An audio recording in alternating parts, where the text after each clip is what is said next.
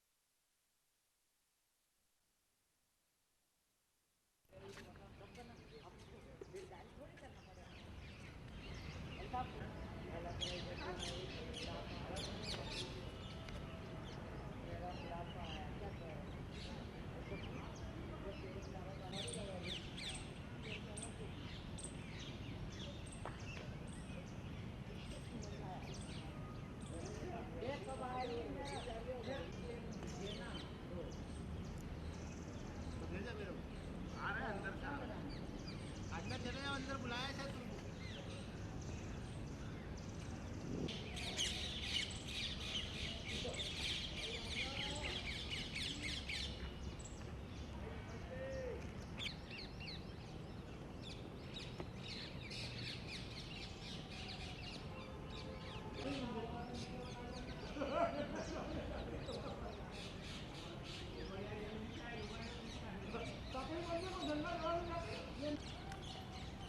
Photo खिंच जाएगा तुम्हारा, रुक मत जाना। अच्छा है, जाएगा तो क्या, कोई बुरा तो नहीं।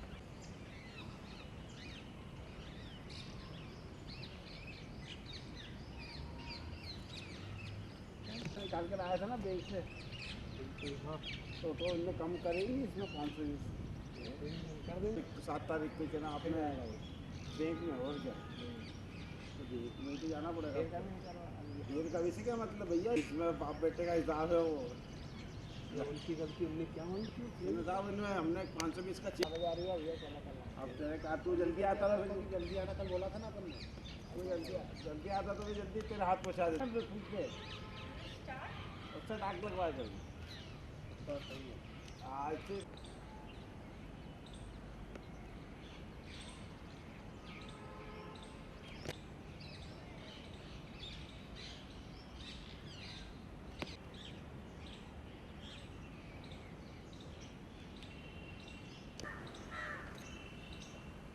ओह साला।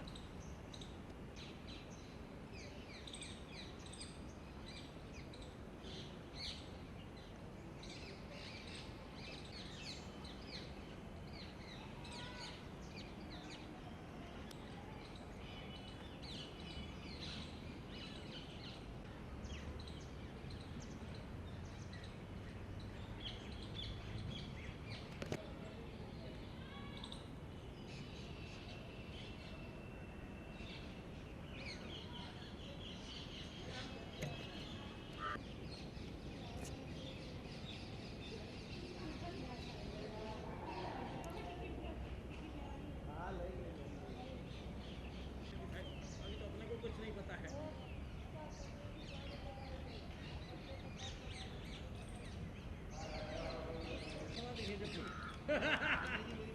देखो, ये जो 6 मिल रही है ना, ये अभी आसार बना हुआ है। ये 6 का हाँ से हाँ से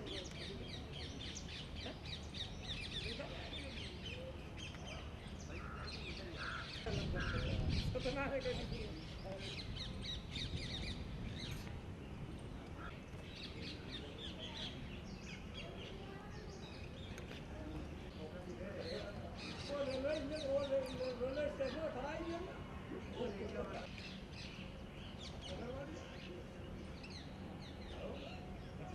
नहीं काहे का हुआ ये नहीं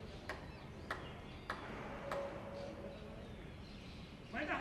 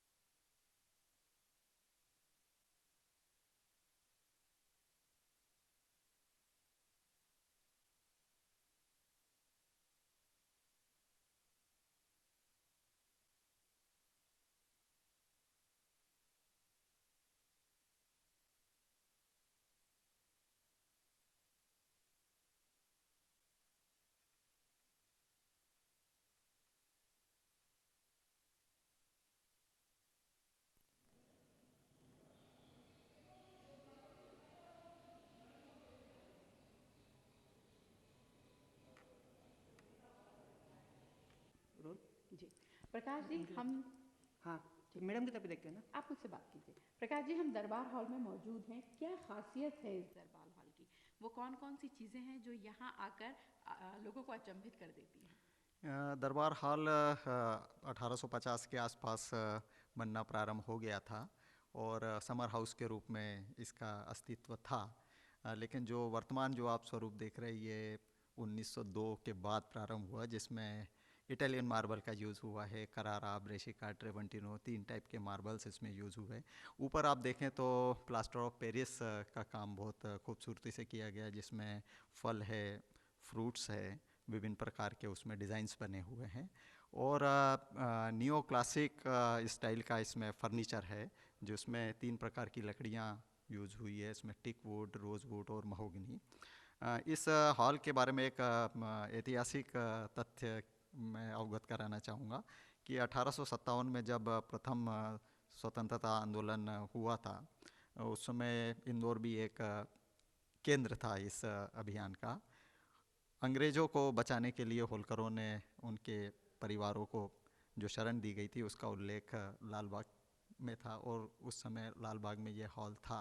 संभवतः इसी हॉल में उनको शरण दी गई थी। अच्छा, लाल बाग में हम एक चीज़ और देख रहे हैं फर्नीचर के अलावा कि यहाँ पर बहुत सारे सिटिंग अरेंजमेंट्स हैं, तो क्या काम आता था यहाँ पर? अलग अलग जगह कुर्सियाँ टेबल, क्या जी ये बैठक हुआ करती थी या कुछ और? हाँ, ये सामान्य जनता जो आती थी उसके लिए ये हॉल था, क्योंकि दरबार आम है ये, और राजा साहब यहाँ पे दशहरा, रंग पंचमी आदि त्योहारों पर आम जनता से मिलते थे। हालांकि उस समय ये फर्नीचर नहीं रखा रहता था और नीचे जो बैठक व्यवस्था थी उसका उपयोग किया जाता था। ये वर्तमान में जो फर्नीचर हमको मिला उसको हमने इसको यहाँ अधिकतम डिस्प्ले करने का प्रयास किया।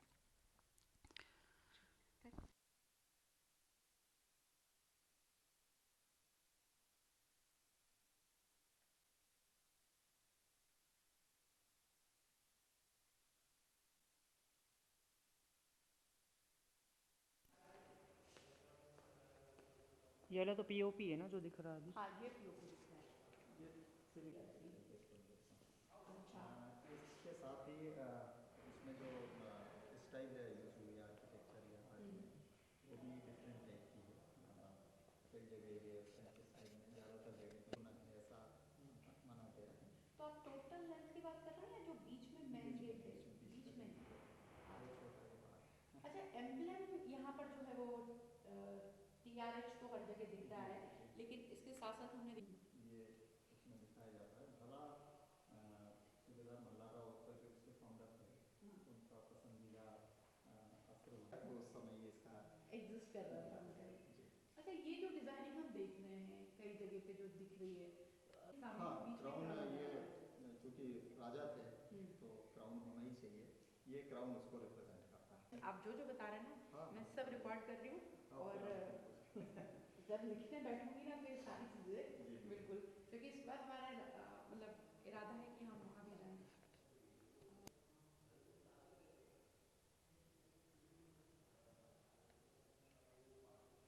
यहाँ पर मुझे एक P2C दे,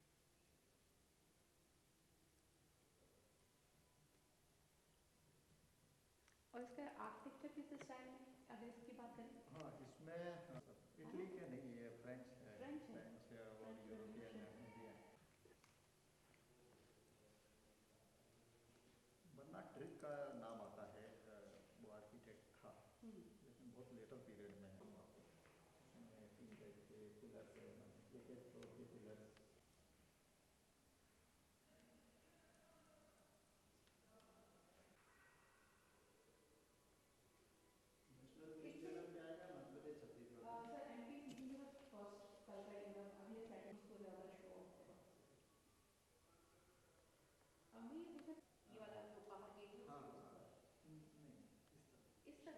अच्छा, उन्होंने बनवाना चालू किया। इसमें एक शिवाजीराव होलकर हुए, अच्छा, उनका फोटो आपको मैं रोल। आपको लग रहा होगा कि हम फ्रांस या इटली के किसी रॉयल कासल में आ गए हैं, लेकिन बिल्कुल नहीं, हम इंदौर के लाल बाग पैलेस में मौजूद हैं और ये है तुकोजी राव महाराज का दरबार हॉल, जहां वो आम लोगों से मुलाकात करते थे।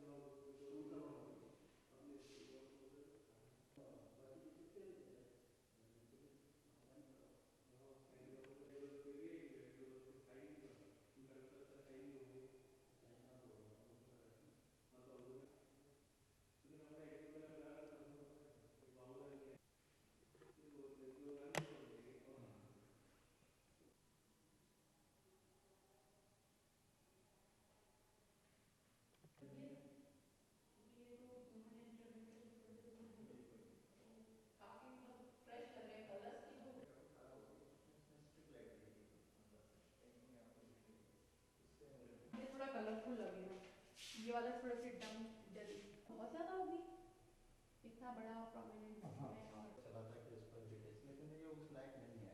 अच्छा, मतलब बहुत ज्यादा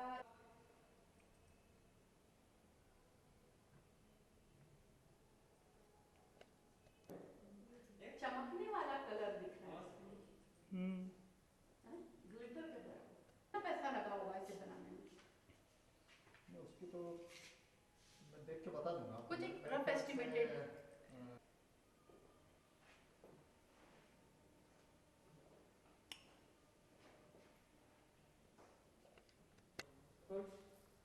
दरबार हॉल को जोड़ता हुआ ये एक गलियारा है।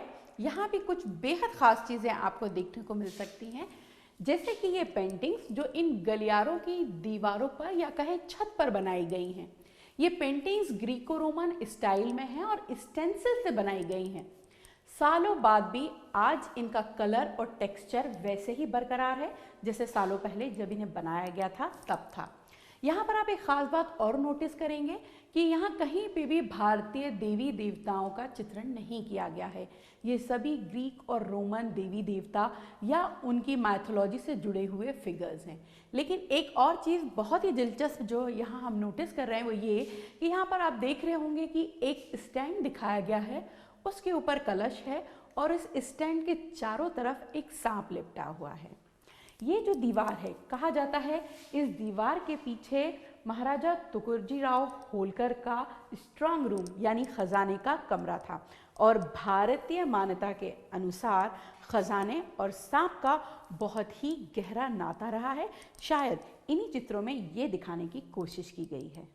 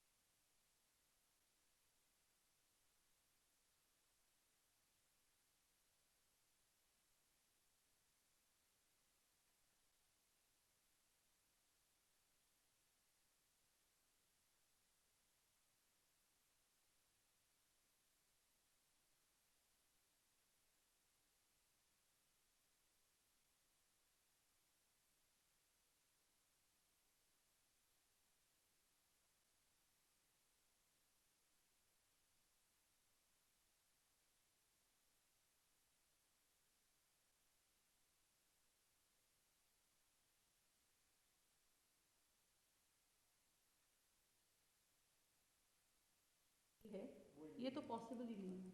और मुझे नहीं लगता कि तब तक प्लास्टर भले ही बाकी के लोग अपने साथ में रहे।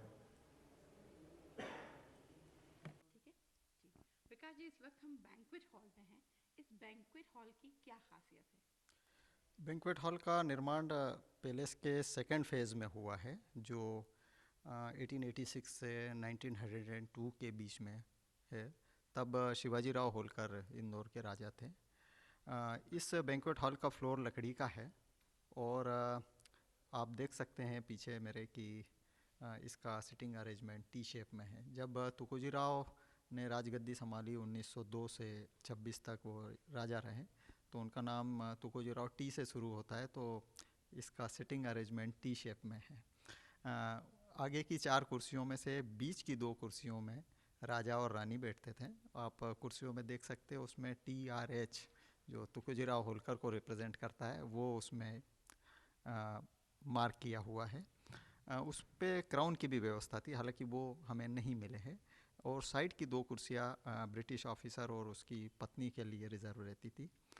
फिर ख़ास लोग नीचे की तरफ जो सीधा टेबल का हिस्सा है उसमें बैठा करते थे, और उनके साथ आए हुए स्टाफ के मेंबर्स राउंड टेबल पे बैठा करते थे। इसकी सिटिंग कैपेसिटी 100 आदमियों की है। इसमें स्मोकिंग नहीं किया जाता था। स्मोकिंग के लिए पैलेस के बाहर एक मार्बल का एक पूरा टेरेस बनाया हुआ है। खाने के पहले और खाने के बाद यदि कोई स्मोकिंग करना चाहे तो उसको उस क्षेत्र में जाना पड़ता था।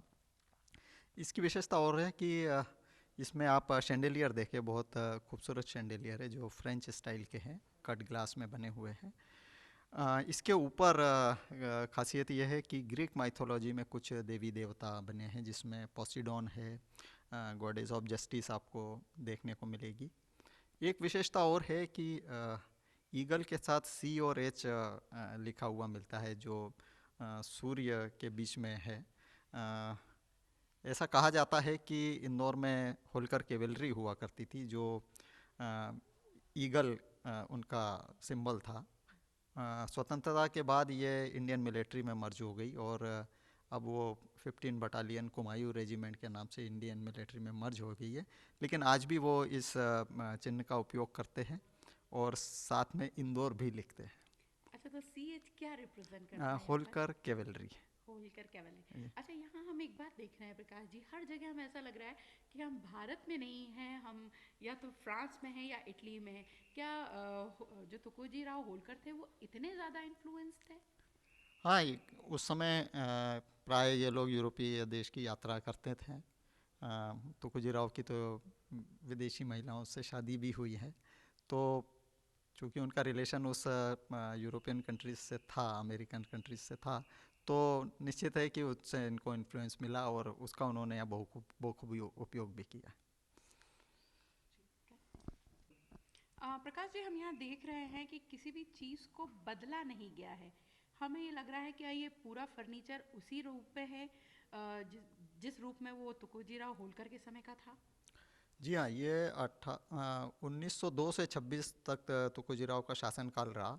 1926 में उनको गद्दी छोड़नी पड़ी, लेकिन उसके बाद वो 1978 तक इसी महल में रहे। 1978 में जब उनकी डेथ हो गई, तो महल जो है उनकी एक ट्रस्ट के अधीन चला गया, जिसको देवी अहिल्याबाई होलकर एजुकेशनल ट्रस्ट नाम दिया गया, और वो इसकी देखभाल करते थे। लेकिन 78 से 88 तक 10 वर्ष ये महल बंद रहा।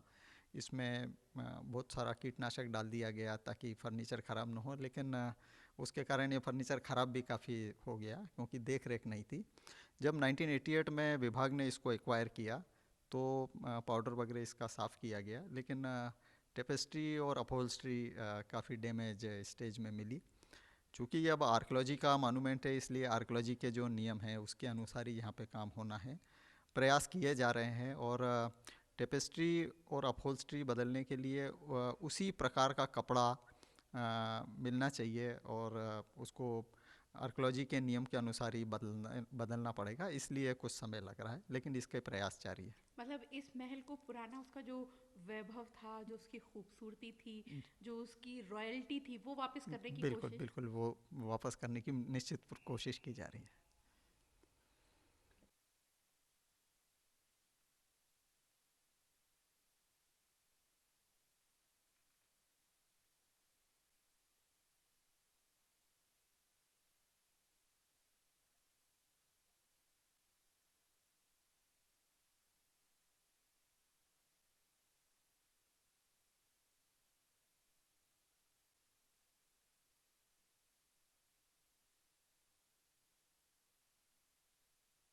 Okay, role.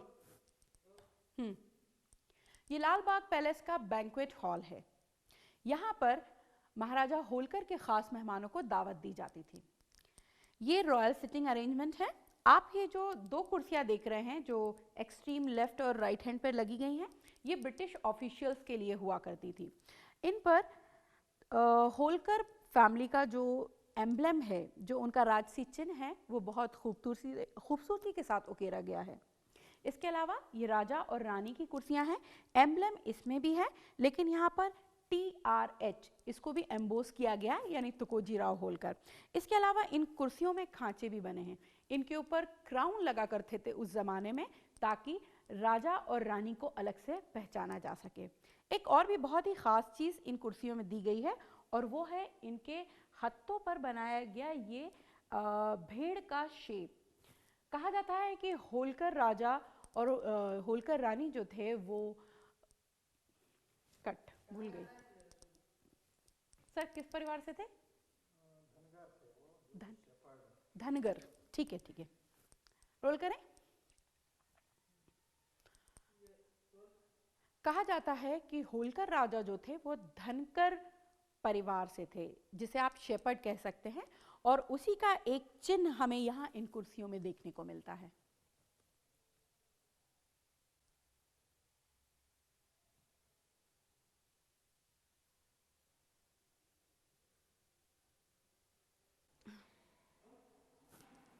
लाल बाग पैलेस का ये बॉल रूम है, जो अपने आप में बेहद ही खास है। ऐसे देख के शायद आपको समझ में ना आए कि इसकी खासियत क्या है, तो हम बता देते हैं। इसकी खासियत है ये फ्लोर। ये फ्लोर जिस पर इस वक्त हम खड़े हैं, लकड़ी का बना हुआ ये फ्लोर जो आप देख रहे हैं, इसके नीचे स्प्रिंग्स लगे हुए हैं। राजा होलकर काफ़ी शौकीन मिजाज कहे जाते हैं। उन्हें डांस का भी बेहद शौक था, लेकिन जब इस फ्लोर पर डांस होता था तो डांसर्स बाउंस करते थे। लेकिन ये तभी बाउंस करता है जब इस पे मिनिमम नंबर ऑफ डांसर्स मौजूद रहे। तो उस वक्त 52 से ज़्यादा कपल्स यहाँ पर आकर डांस करते थे, और ये पूरा फ्लोर बाउंस करता था according to their dancing movements.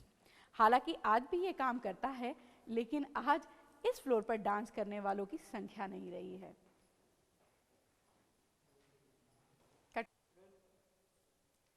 इस डांसिंग फ्लोर्स में यहाँ पर आपको कुछ टाइगर्स की ट्रॉफीज भी दिख जाएंगी।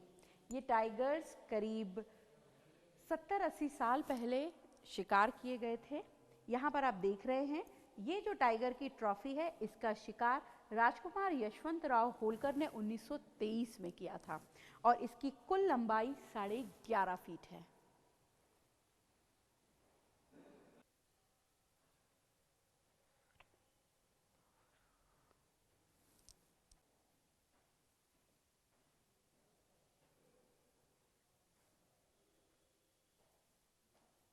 इसकी वो ले लेना तुम, cut cut cut cut cut.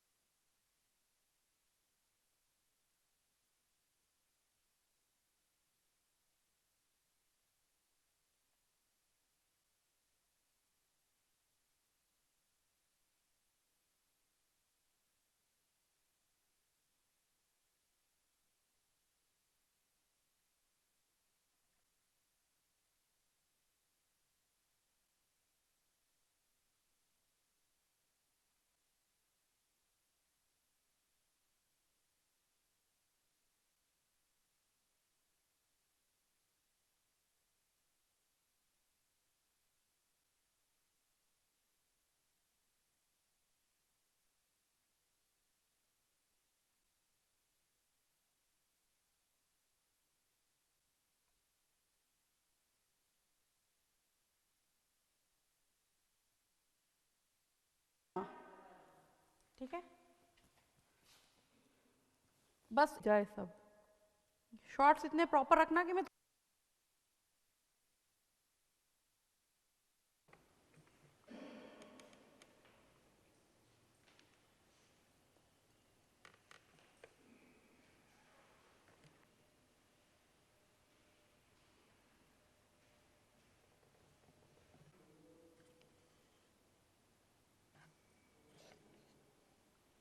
Light बहुत कम है यहाँ पे।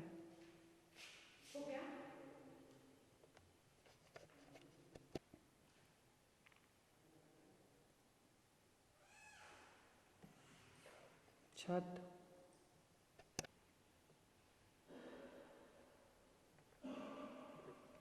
ये लिफ्ट, लिफ्ट है। ये लिफ्ट है, खाना रख के लाने की लिफ्ट है। खांचे दिखा दो दो, थोड़ा जूम इन। तो कैमरा और लाइट बहुत मांगता कोई बात नहीं ना, ये तो दिखेगा कि ब्लैक है यानी नीचे कुछ था। है। नीचे से खाना ऊपर लाया खाना जाता ऊपर है। लाया जाता था ट्रॉली से, और नदी के पार बनकर आता था तो बाहर से एक नदी वो नाले का शॉट ले लेना, नदी को पूरा बनना।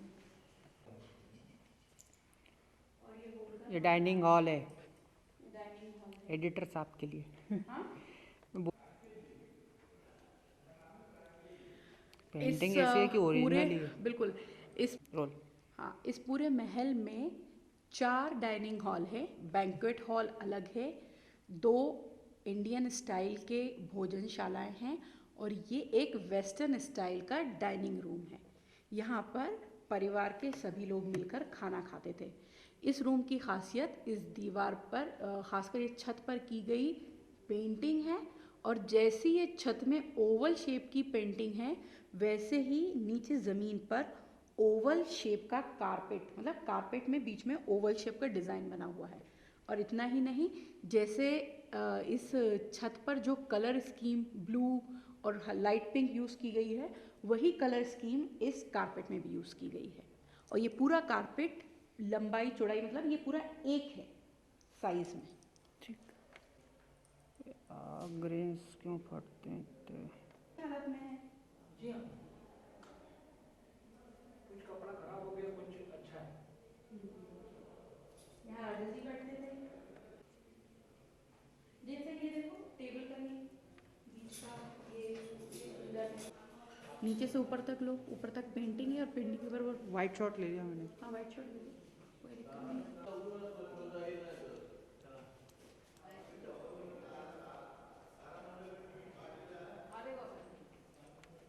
फायर प्लेस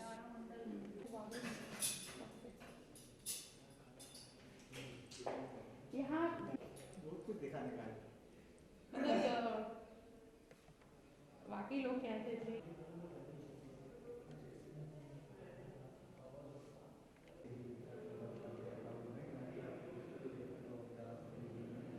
इसका कोई अन्य प्रकार से उपयोग नहीं किया जाता, इसको तो जस्ट दिखाने के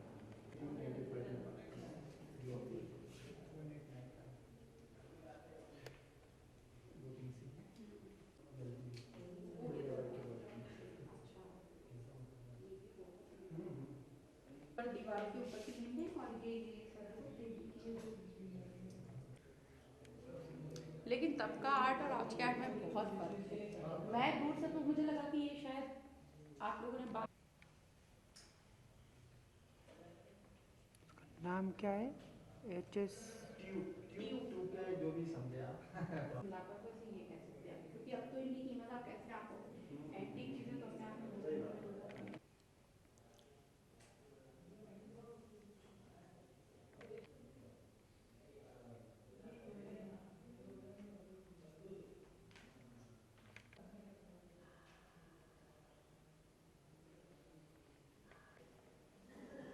अच्छा,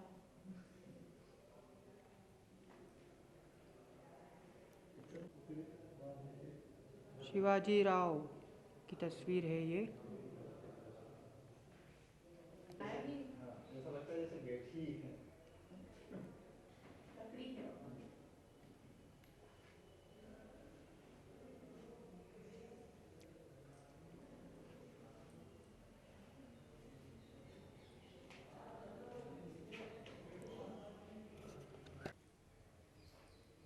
ये बेल्जियम की ग्लासेस है, इसकी क्या खासियत है?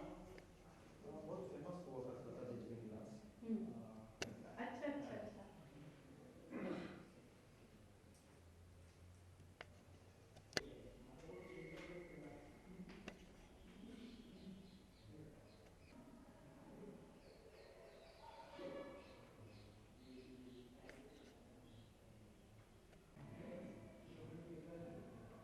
छोटी छोटी सी चीज़ों का ख्याल रखा गया है। देखिए कैंडल्स का लुक देने के लिए शैंडियर्स भी वैसे ही हैं।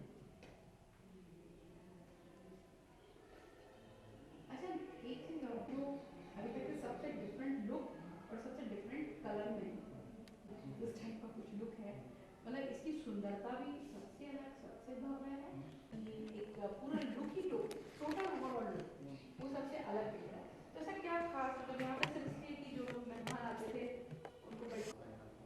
उसके बाद सामने क्राउन हॉल, और क्राउन हॉल में जाने के पहले बैठने की व्यवस्था है।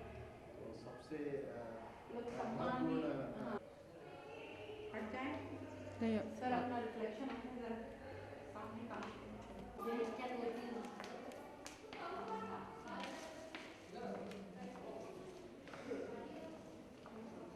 ये दरवाज़ा दिखता है लेकिन दरवाज़ा है नहीं। दरवाजा है पर दरवाजा है नहीं।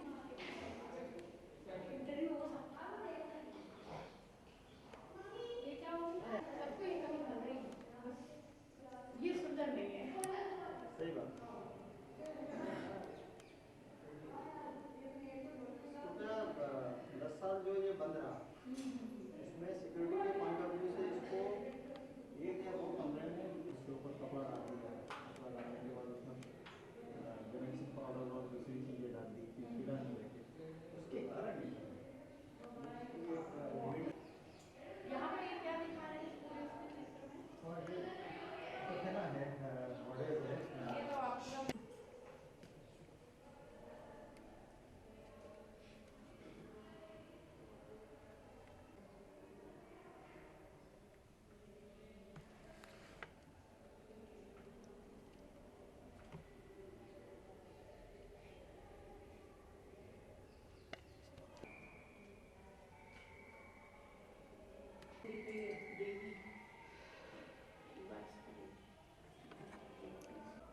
ये देवी के बारे में बताया जाएगा अभी।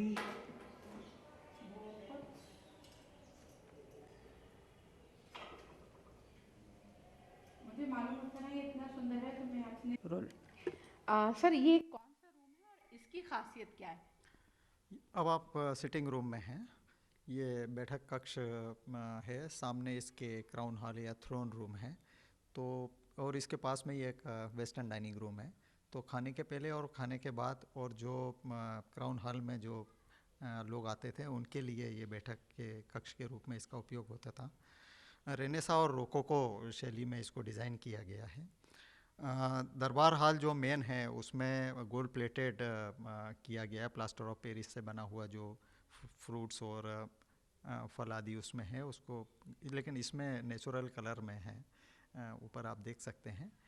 इसमें मेन डिटी जो है वो गॉडेस एथेना है, जो सीलिंग के पेंटिंग के ऊपर आप देख सकती हैं।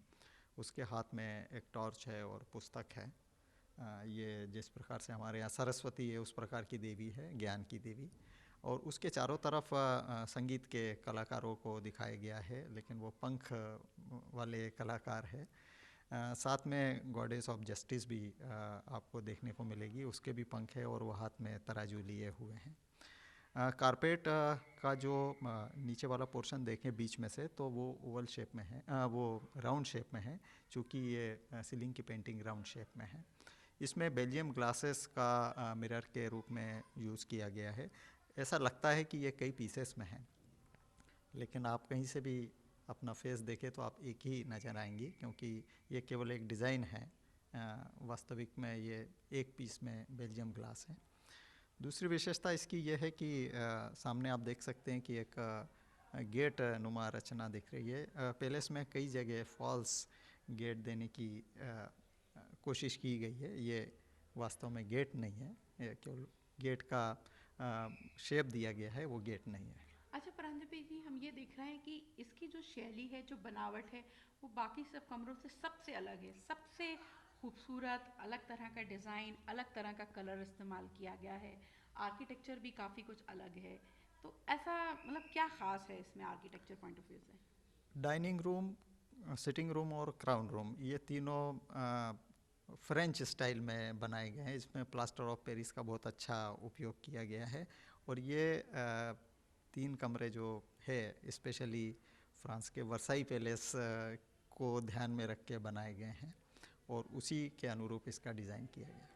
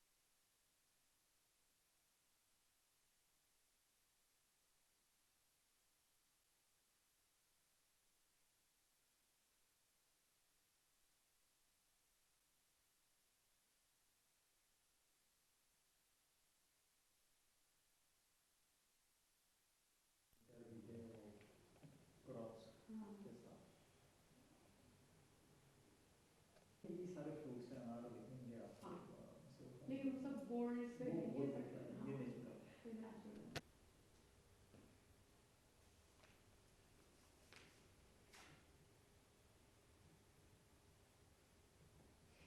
बना हुआ कहाँ पे? ये पेंटिंग में ही ऊपर। ये नहीं मालूम, ये कौन? ये अंधेरा है वो एक्चुअली। अच्छा। ये अंधेरा है, जो अंधेरे का नाश कर रहा है। इनके हाथ। ये फल फूल लिए वो, और वो देखो आग ताप रहा है वो। नहीं, ये तो इसमें पत्ता लगा रखा है नहीं। ड्रेसिंग और रूम में यहाँ पे लगाया जाएगा, ठीक है।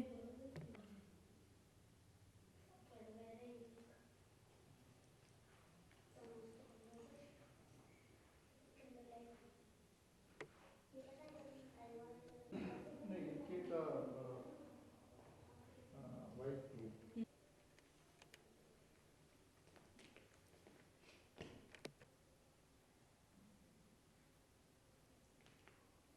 वाइट में भले आप मेरे से ये पूछ लें कि पंजाब से वो उसको सेट कर लें। ये बहुत ही इंटरेस्टिंग, क्योंकि इसका फर्नीचर भी काफ़ी लोग। तो ये राजा बन गए। जब ये राजा बन गया तो मेरे ख्याल से ये 12 या 13 साल के ही थे। अच्छा। 1890 का इनका जन्म है और 1992 में 12 साल के एक मिनट थे। ऐसी स्थिति में रोल। प्रांजपे जी, ये जो हॉल है यहाँ पर हम देख रहे हैं कि काफ़ी कुछ अलग है और काफ़ी कुछ ख़ास है। ऐसा क्या है यहाँ? ये क्राउन हॉल या थ्रोन रूम है, दरबार या दीवान ख़ास है तो ख़ास तो रह गई। इस हॉल की विशेषता ये है कि फ्रांस के वर्साई पैलेस से इसको मैच किया गया है और ऐसा कहा जाता है उसका जो अपोलो हॉल है वो ऐसा ही है। इसमें सीलिंग के ऊपर ओवल शेप में एक पेंटिंग बनाई गई, वो भी कैनवास के ऊपर ही है। और इसमें अपोलो या हेलियोस को सूर्य जिस प्रकार से उदय होता है उसको ग्रीक शैली में बताया गया है। इसके साथ साथ जो यहाँ पे ओवल शेप की पेंटिंग के साथ में जो फल और फ्रूट्स वगैरह बनाए गए हैं वो नेचुरल कलर में है, उसको गोल्ड प्लेटेड नहीं किया गया है।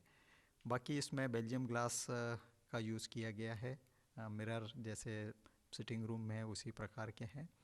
कारपेट देखेंगे आप तो उसमें चूँकि ये पेंटिंग ओवल शेप की है तो कारपेट को आप बीच में से देखें तो ओवल शेप में उसको डिज़ाइन किया गया।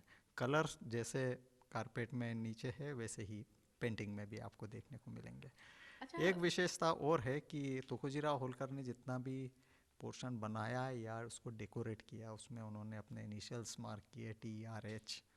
इसको आप अधिकतर महल के हिस्सों में देख सकते हैं। ये बताइए प्रांजपति जी कि आपने यानी विभाग ने ये जो फर्नीचर एक्वायर किया ये तो महल खरीदने के बाद किया, तो इस फर्नीचर को किस तरह से उसके अलग अलग रूम से मैच किया गया है?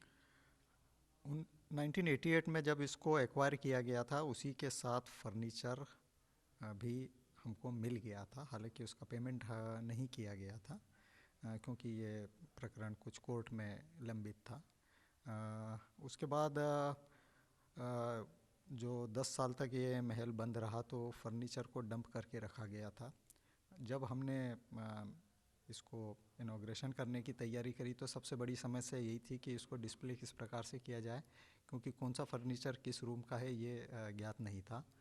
तब संपर्क किया गया तुकोजीराव होल्कर की पत्नी शर्मिष्ठा देवी से, और तत्कालीन कमिश्नर और कलेक्टर और अन्य लोगों ने स्थानीय जो पुराने लोग हैं जो जानकार थे उनको बुलवाया, और विशेष रूप से शर्मिष्ठा देवी होल्कर जो तुकोजीराव थर्ड की पत्नी हैं उन्होंने हमको ये बताया कि कौन सा फर्नीचर किस रूम में और कैसा रखा हुआ था, और उसी के अनुसार हमने उसको वापस डिस्प्ले किया है।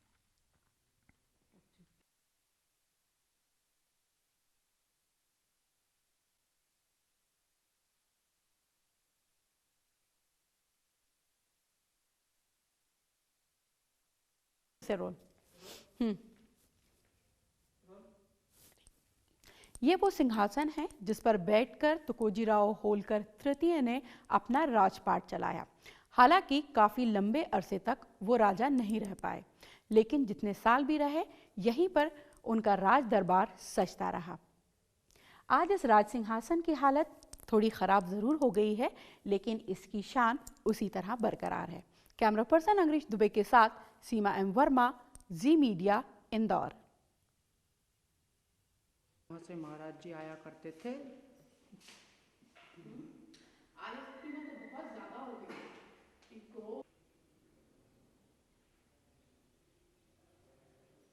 ये अब हम बार रूम में आ गए, मतलब दारू वाले कक्ष में। ये महिलाएं दारू दे रही हैं।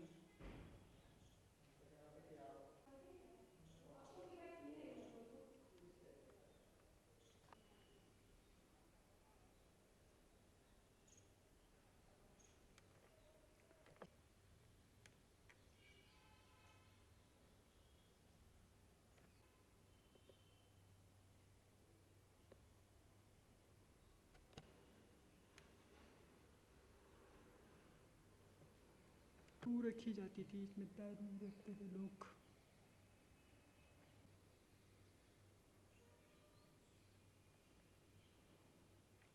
ये चांदी या सोने का पलंग 6।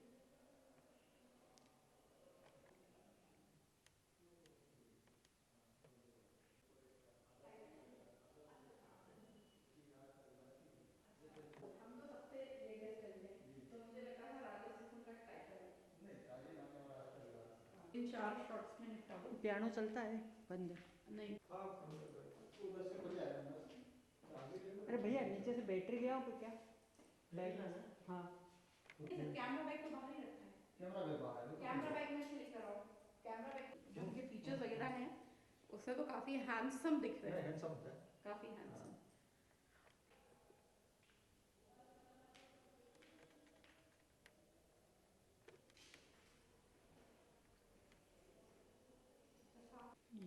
रानी की ड्रेसिंग रूम है।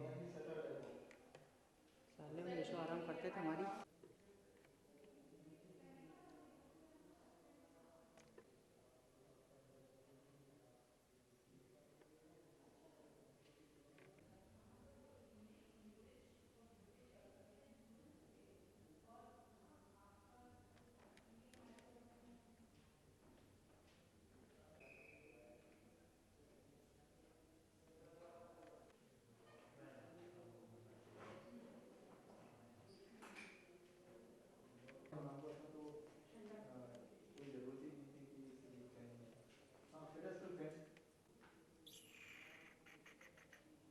इसको तो खोलते थे एक बैटरी चली गई।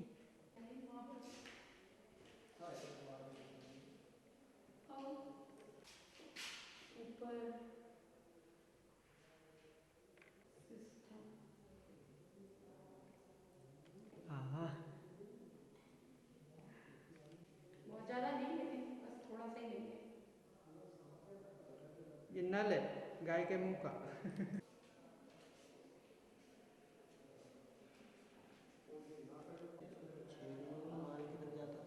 वो बंद कर दिया होगा ना वो तो।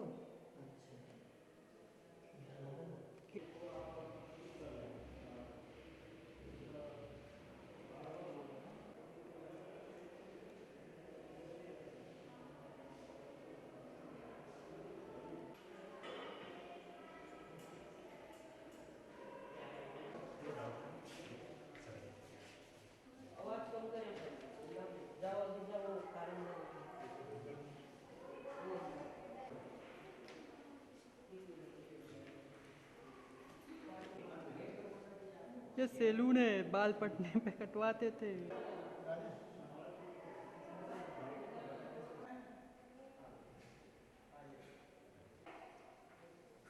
नहीं,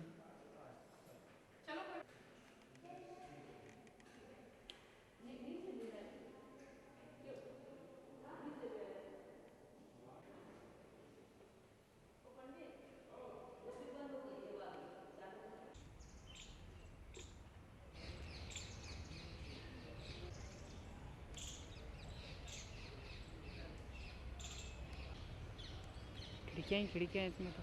सिर्फ अगवाड़ा है, पिछवाड़ा समझ में ही नहीं है।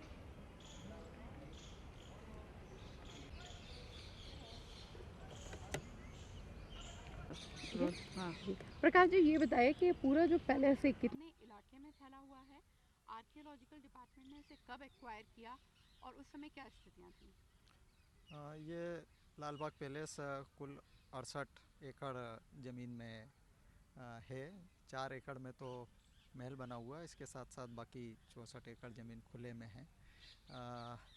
1988 में जब इसको एक्वायर किया गया तब इसको 64 लाख और 50,000 के लगभग के मुआवजे पर अधिग्रहण किया गया था और 15 लाख का फर्नीचर इसके अतिरिक्त था। इस महल का निर्माण 1850 के लगभग प्रारंभ हुआ था, जब तुकोजीराव होलकर द्वितीय यहाँ के राजा हुआ करते थे। और इंदौर से जो पहला अखबार प्रकाशित हुआ उसका नाम मालवा अखबार था। उसमें 1849 और 50 के कई अंकों में लाल बाग का उल्लेख हमको मिलता है।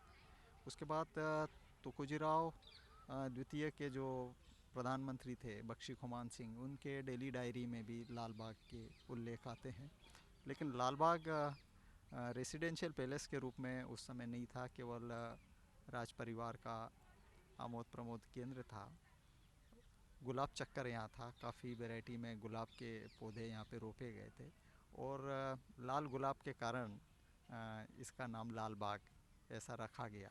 और उस समय ये इंदौर की अंतिम सीमा थी, क्योंकि यहाँ से फिर महू जाने के लिए चुंगी नाका हुआ करता था। महल में कहीं भी पंखे नहीं हैं, क्योंकि उस समय इतना घना वृक्ष यहाँ पे थे कि ज़रूरत ही नहीं थी कि पंखे की, लेकिन टेबल फैन का उपयोग यहाँ होता था। 1844 में तुकोजीराव सेकंड शासन में आए और उनके दिमाग में ये बात आई कि एक नया महल बनवा लिया जाए। तो 1850 के लगभग इसका निर्माण प्रारंभ किया गया था, लेकिन पानी की कमी के कारण इसको रोकना पड़ा था। 1886 में जब शिवाजी राव राजा बने तो उन्होंने महल का लगभग पूरा निर्माण कर लिया, लेकिन डेकोरेशन, फर्नीचर, कारपेट्स और शैंडिलियर्स का जो काम था वो तुकोजीराव तृतीय के समय हुआ, जो 1902 से 1926 के बीच में यहाँ राजा रहे। 1926 में उन्होंने गद्दी ज़रूर छोड़ी, लेकिन 1978 तक वे इसी महल में रहे। 1978 में जब उनकी डेथ हुई तो 10 वर्षों तक यह संपत्ति की देखभाल देवी अहिल्याबाई होलकर एजुकेशनल ट्रस्ट ने की। और 1988 में नेहरू शताब्दी वर्ष था और तब संस्कृति विभाग ने इसको लेने का निर्णय किया और 14 नवंबर 1988 को इसको जनता के लिए खोल दिया गया। अच्छा, लाल बाग का गेट जो है वो भी अपने आप में बेहद खास है, क्या खासियत है? ये इंग्लैंड के बकिंगम पैलेस की कॉपी है, लेकिन साइज़ में ये उससे 3 गुना बड़ा है और लोहे का बना है और उसमें भी होलकरों ने अपना जो राज चिन्ह है और उसके साथ जो श्लोक है वो सब उसमें दिया हुआ है। उसके साथ वहाँ पे 2 धातु के बने शेर भी है और दर्शकों को 1988 से आज तक हम दिखाते आ रहे हैं। दर्शकों का प्रवेश टिकट के साथ है।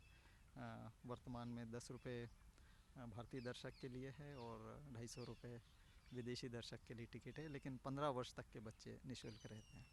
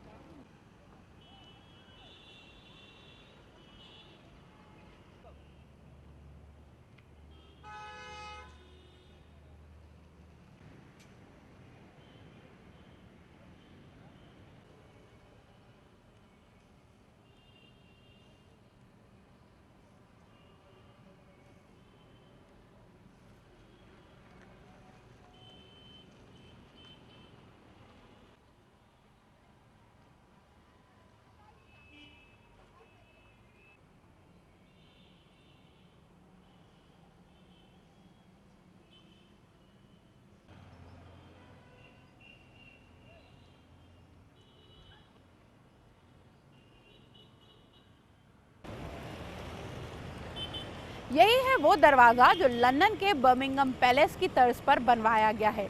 इसके बाहर आते ही लाल बाग की हद खत्म हो जाती है और आप विदेश की सैर से वापस अपने देश में लौट आते हैं। कैमरा पर्सन अंग्रेज दुबे के साथ सीमा एम वर्मा, जी मीडिया, इंदौर।